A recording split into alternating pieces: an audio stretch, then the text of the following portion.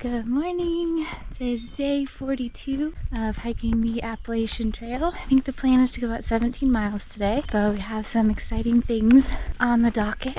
3 really exciting things were happening today. The first one is that the trail goes really close to the summit of Mount Rogers, which is the highest peak in Virginia. Shortly after that, we are going to make it to a really exciting milestone. I'm going to keep that a little secret for now. And then near the end of the day, we were going to get into the Grayson Highlands, where there are literal ponies right along the trail, and so I was really excited to see those. It was really easy to get up and get going this morning because of all the exciting things that were going to happen today. Most of the climbing we had to do today was within the first 6 miles, so it was really nice to get that out of the way early in the day today. I've gone about 8 miles once we made it up to kind of the top of White Top. It's been pretty chill, kind of downhill and flat for the last couple miles. I'm gonna come to like a road crossing here pretty soon and I think start heading up the Mount Rogers trail.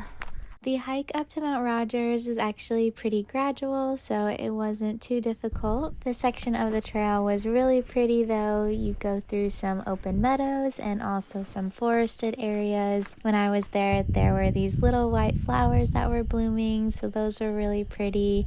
And you also just got some nice views on the way up as well. The summit of Mount Rogers isn't actually on the Appalachian Trail. You have to take a half-a-mile side trail to get there. I figured that I probably won't be back in Virginia for a while, and I wanted to be able to say I've been to the highest peak in Virginia. Shortly after coming back down from the summit of Mount Rogers, we passed the 500-mile mark. We just passed the 500-mile mark! Woohoo! 500 miles in 42 days. Not too bad. Pretty exciting.